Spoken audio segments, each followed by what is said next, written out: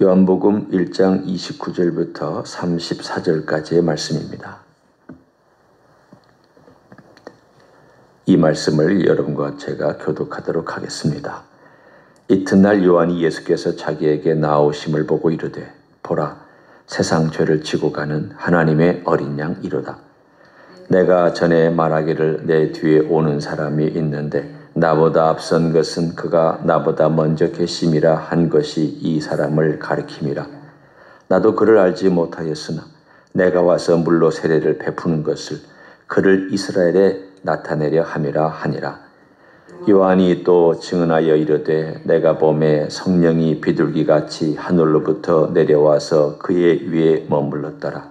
나도 그를 알지 못하였으나 나를 보내어 물로 세례를 베풀라 하신 그이가 나에게 말씀하시되 성령이 내려서 누구 위에든지 머무는 것을 보거든 그가 곧 성령으로 세례를 베푸는 이인 줄 알라 하셨기에 내가 보고 그가 하나님의 아들이심을 증언하였노라 하니라.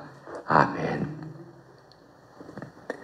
요한복음 1장에는 그리스도에 대한 표현과 또 그분이 어떤 분인가에 대한 설명이 다양하게 나타나 있습니다. 우리가 이제까지 살펴본 예수님의 명칭이라고 할까요? 혹은 별명이라고 할까요? 혹은 그분의 특징을 잘 드러내는 그러한 말들이라고 할까요? 하는 모든 것들이 1장에 다 집약되어 나타나 있습니다. 그 말씀은 우리가 함께 나눴습니다. 그리고 빛에 대해서도 나눴습니다. 생명에 대해서도 나눴습니다. 그리고 은혜와 진리에 대해서도 나눴습니다.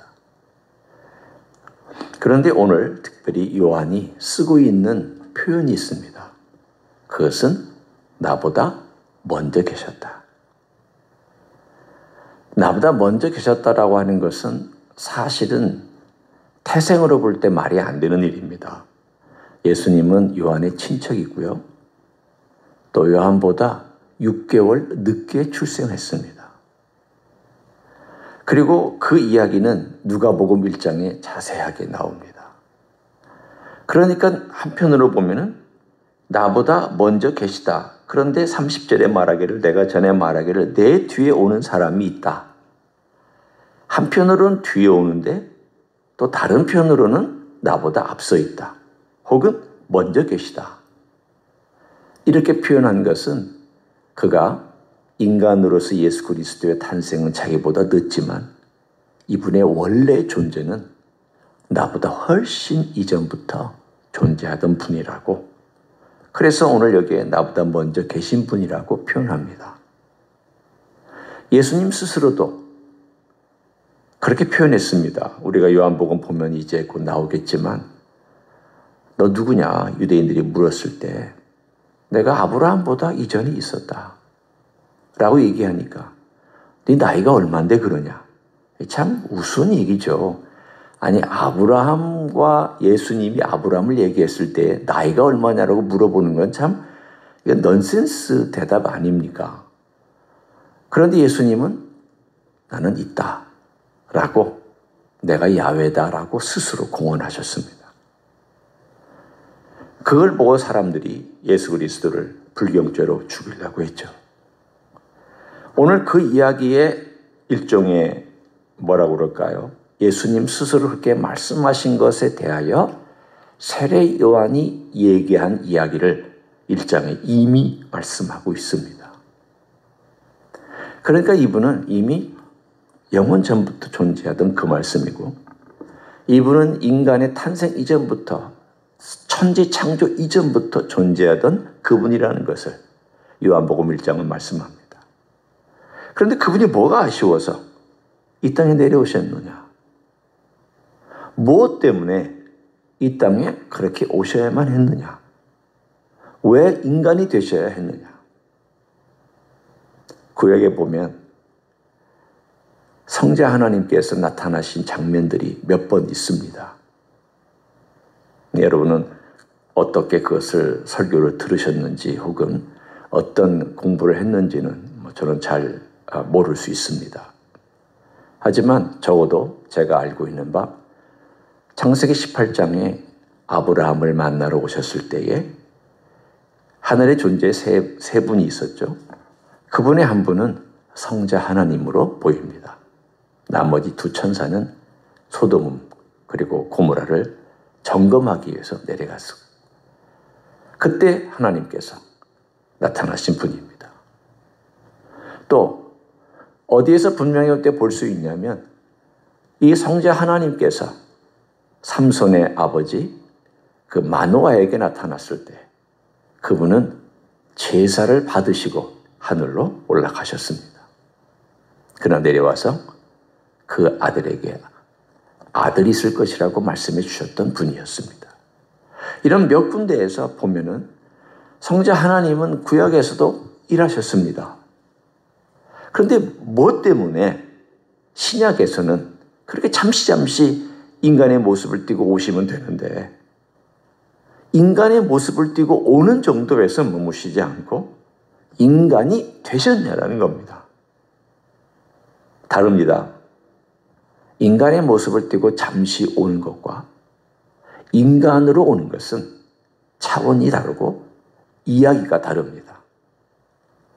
구약에 나타나셨던 인간의 모습으로 오신 하나님은 떡도 드셨습니다.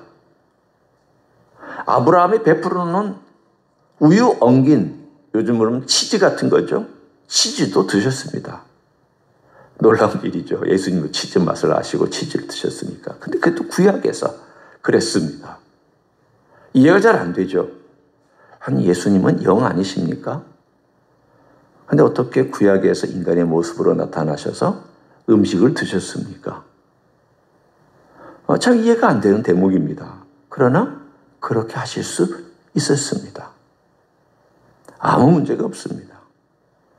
그러면 예수님은 어른으로 오셔도 되는데 어른으로 오셔서 이 세상에서 같이 제자들과 함께 먹고 제자들하고 함께 마시고 제자들하고 함께 같이 다니시면서 가르치고 구원의 말씀을 하셔도 되는데 왜 어린아기로 엄마의 뱃속에서 10개월을 지난 다음 그리고 이 세상에 어린아기로 와서 우리 인간하고 똑같이 그렇게 하셔야만 했느냐. 여러분 한번 생각해 보십시오. 예수님은 인간처럼 오셔서 하실 수도 있는 분이었습니다. 그런데 그렇게 하시지 않고 완전한 인간이 되셨습니다. 이게 놀라운 겁니다. 그것은 오늘 본문에 두 가지 목적을 다루고 있습니다. 그건 세례 요한의 증언 가운데 있는 목적입니다. 첫째는 29절에 보라 하면서 강조하고 있죠. 세상 죄를 지고 가는 하나님의 어린 양이로다. 세상 죄를 지고 가는 하나님의 어린 양이로다. 왜 이 땅에 오셔야만 했느냐? 예수님이 이 땅에 오셔서 완전한 인간이 되셔야만 우리를 대표해서 세상 죄를 지고 갈 수 있기 때문입니다. 도대체 이 하나님의 세상 죄를 지고 간 하나님의 어린 양의 그 이미지가 어디서 왔을까? 이 성경을 해석하는 사람마다 다양하게 해석하고 다양한 구약의 이미지들을 가져와서 이것을 설명합니다. 그러나 두 가지가 가능합니다. 하나는 우리가 잘 알고 있는 이사야서 53장에 나와 있는 하나님의 어린 양. 그리고 우리의 죄를 짊어진 그 하나님의 어린 양에 대한 메시지가 나옵니다. 그런데 또 하나의 이야기는 레위기 16장에 있습니다. 여러분 레위기 16장에 가보면 거기에 대속죄의 날이 나옵니다. 이 대속죄의 날은 어떤 날이냐면 7번째 달 10번째 날에 있었던 그러한 이스라엘 전 민족이 하나님 앞에서 용서를 받는 날이었습니다. 이 대속죄 날 염소 2마리를 백성을 위해서 잡습니다. 한 마리는 죽여서 그 피를 지성소 안에 있는 하나님의 시은좌, 언약궤가 있는 그 시은좌에 뿌립니다. 백성의 죄를 위하여 뿌립니다. 또 한 마리는 대제사장이 안수하고 광야로 보냅니다. 그때 그 레위기에서 16장에서 썼던 표현이 그렇습니다. 저 염소는 백성의 죄를 짊어지고 광야로 나간다 라고 되어 있습니다. 그러니까 이 염소는 백성의 죄를 짊어지고 광야로 나가서 헤매다가 죽습니다. 그 의미가 뭐냐면 백성의 죄를 짊어지고 제거하는, 그리고 멀리 광야, 사람이 없는, 그리고 물도 없는 곳에 나가서 그 죄가 없어지는, 그리고 제거시키는 그러한 메시지를 담고 있습니다. 한 마리는 피 흘려서 그 피로 속죄하고, 다른 한 마리는 죄를 짊어지고 나가서 속죄합니다. 레위기 16장에 속죄라는 단어가 20여 번이나 나옵니다. 완전히 속죄 이야기로 가득 차 있습니다. 왜 이것이 그렇게 중요할까요? 바로 죄의 문제입니다. 세상 죄를 지고 가는 하나님의 어린 양이로다. 하나님의 시각으로 볼 때 제일 심각한 것이 바로 죄입니다.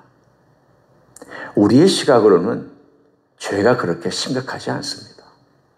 큰 죄를 질 때에야 그때서야 경각심을 갖고요. 범죄도 큰 범죄를 저지를 때야 그때서야 저 사람 감옥 가야 돼. 우리가 보통 그렇게 얘기하지, 그냥 자질구레하게 저지르는 죄에 대해서는 그냥 쉽게 넘어가고 그냥 지나갑니다. 뭐 조금만 거짓말하는 거 뭐 그냥 지나가죠. 조금 양심이 꺼리는 거 그냥 지나갑니다. 그리고 뭐 조금 내가 이 세상 살면서 이 세상의 법칙을 따라서 하는 것들 그냥 쉽게 지나갑니다. 하나님 법칙에 어긋나지만 그냥 쉽게 지나갑니다.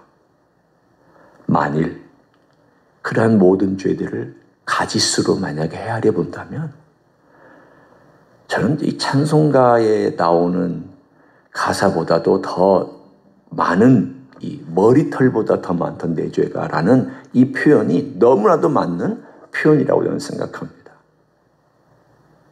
그런데 다 죄예요. 이 죄는 하나님과 우리 사이를 가로막았던, 그래서 하나님이 이 문제 해결하셔야만 했던 일이에요. 그래서 하나님은 구약에 속죄라는 단어를 그렇게 많이 쓰셨고, 제사 제도를 우리에게 주셨고, 양을 잡아 죽이라고 했고, 염소를 잡아 죽이라고 했고, 소를 잡아 죽이라고 했고, 비둘기를 잡아 죽이라고 했고, 왜 그 수많은 피들이 흘려야 됐고 그 수많은 잔인한 일들이 그것도 성전에서 이루어져야만 했느냐. 솔직하게 한번 여러분 보십시오. 피 흘리는 것은 잔인한 일입니다. 끔찍한 일입니다. 그런데 왜 그 끔찍한 일들이 일어나고 있느냐 하면 죄 때문에 그렇습니다. 나의 죄 때문에. 억울하게 죽어갑니다. 누가? 양들이, 염소들이, 또 비둘기들이, 소들이 억울하게 죽어갑니다. 누가 죄를 져서요? 양이 죄를 졌나요? 소가 죄를 졌나요? 비둘기가 죄를 졌나요? 성경에 보니까 그들이 죄 진 거 없더라고요. 누가 죄를 졌느냐? 인간이 죄를 졌잖아요.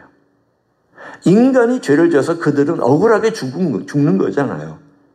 심지어는 얼마나 억울하냐면, 내가 이 제사장이 물론 자기의 죄를 위해서 가져오는 재물은 그 사람이 그 재물 위에다, 동물이죠. 그 재물이 된 동물 위에다가 안수하고 자기 죄를 그걸로 전가시켜요. 그런데 아사셀의 어린 양에 나올 때에는요, 대제사장이 거기다가 안수를 해요. 왜 안수하냐면 뭐 특별하게 구별된 존재라는 의미에서 안수하는 게 아닙니다. 그 백성을 대표하는 대제사장이 안수함으로 백성의 죄를 그 염소에게 혹은 그 양에게 전가시켜 버립니다. 네가 다 가져가라, 그 뜻입니다.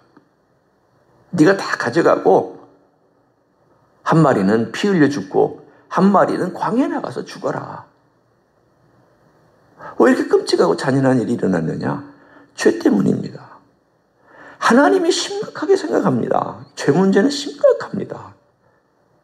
우리가 하나님의 시각으로 볼 때 제일 중요한 게 뭐냐면 이 죄 문제 해결하라고 하나님의 아들 예수 그리스도를 이 땅에 보내셨습니다. 너 가라.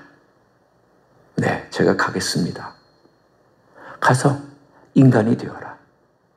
그래서 인간을 대표해라. 인간의 모든 것들을 다 밟아라. 어린아이가 되고 그리고 유아기를 거쳐서 모든 걸 배우고 또 부모 아래 순종도 배우고 또 일도 배우고 그리고 먹고 마시는 것도 배우고 모든 것들 걸음마도 배우고 다 배우라.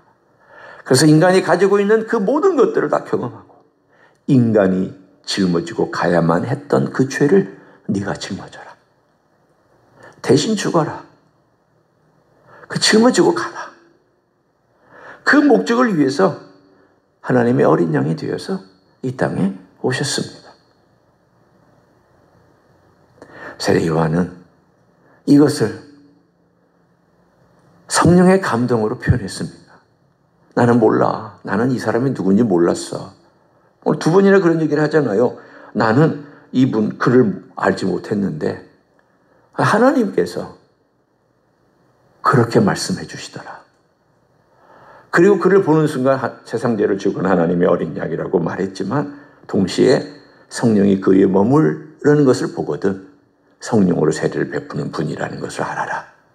다른 말로 하면 그가 네가 준비한 바로 그분이라는 것을 알아라 라고 하는 메시지를 오늘 우리에게 전해주고 있습니다.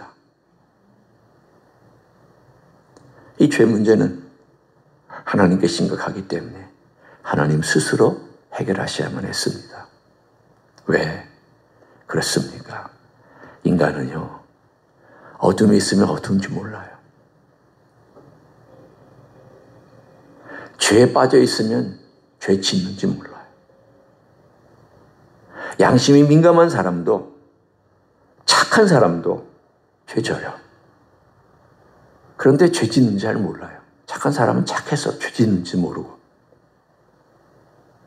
자기는 괜찮은 줄 알아요. 나는 선을 많이 행했기 때문에 괜찮은 사람인 줄 알고 있거든요.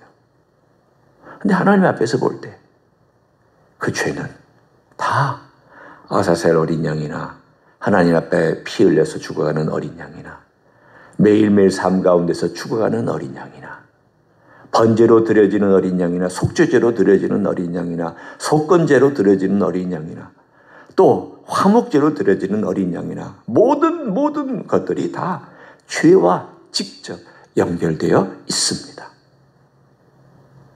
오늘 그거 하나님 해결하려고 보내신 분이다. 두 번째가 있습니다. 그것은 뭐냐면 33절입니다. 나도 그를 알지 못하였으나 나를 보내어 물로 세례를 베풀라 하신 그이가 나에게 말씀하시되 성령이 내려서 누구 위에든지 머무는 것을 보거든 그가 곧 성령으로 세례를 베푸는 이인 줄 알라 하셨다. 예수님이 왜 오셨느냐? 우리 죄를 속죄하기 위해서 오셨습니다. 두 번째는 성령을 우리에게 주시기 위해서 오셨습니다. 만일 예수님이 이 땅에 인간이 되셔서 우리를 속죄하지 아니하였다면 성령님은 우리 안에 머물지 못합니다. 중요합니다. 구약에는 성령께서 오셨지만 잠시 역할을 위해서 기능을 위해서 있으셨을 뿐입니다. 선지자는 예언하라고, 왕은 통치하라고, 제사장은 제사를 드리라고. 그것도 모든 제사장이나 모든 왕들에게 임한 것도 아닙니다. 선지자들도 그때그때 임했습니다. 임시였고 잠시였습니다. 그러나 하나님의 백성 안에 하나님을 예수 그리스도를 구주로 고백한 사람 안에 성령께서 머무실 수 있는 것은 속죄 받았기 때문입니다. 여러분, 이거 놀라운 일입니다. 예수님의 피로 내가 씻겨지고 내 영이 새로워졌기 때문에 성령께서 그 새로워진 영 안에 오셔서 머무실 수가 있구나. 만일 그 새로운 존재인 내 영이 예수님의 생명으로 새로 거듭나지 못했다면 성령님 머무실 수 없습니다.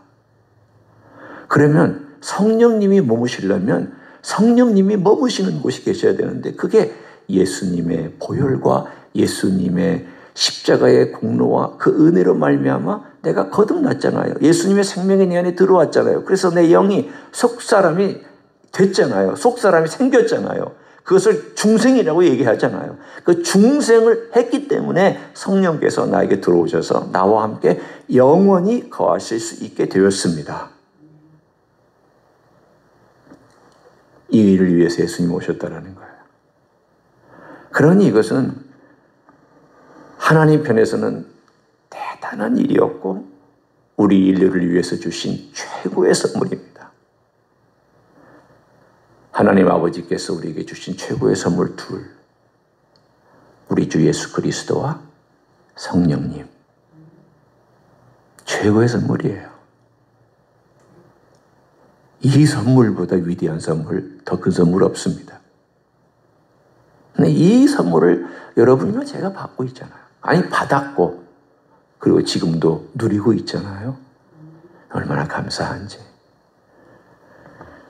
저 같은 인생에게, 그리고 어둠 가운데 있었던 인생에게 우리 하나님께서 그 아들을 주시고 또 그 아들로 말미암아 성령님을 주셔서 우리가 하나님 백성으로 영원히 살 수 있도록 해주신 것이 너무 감사한 일이고, 그래서 그것을 은혜라고 얘기하고 있잖아요. 은혜다, 은혜다. 이것이 얼마나 큰 은혜인지 오늘 하루도 우리 주님 묵상하며 우리가 찬송했던 것처럼 예수님은 누구신가 하는 요 가사가 여러분의 고백이 되고 여러분의 노래가 되고 여러분의 기도가 되는 귀한 하루가 되시기를 예수님의 이름으로 간절히 축원합니다. 기도하겠습니다. 주님, 죄인인 나를 불쌍히 여기셔서 예수님을 보내주시고 세상 죄를 지고 가게 하셨습니다.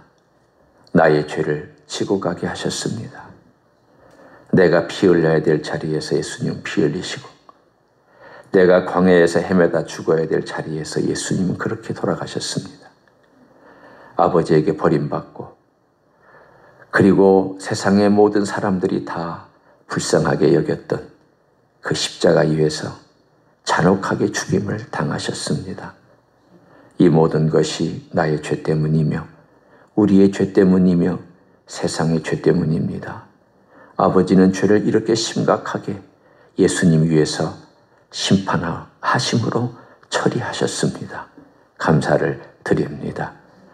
그 결과 성령님이 우리 안에 오셨습니다. 감사합니다. 우리가 어떻게 성령님을 모실 수 있습니까?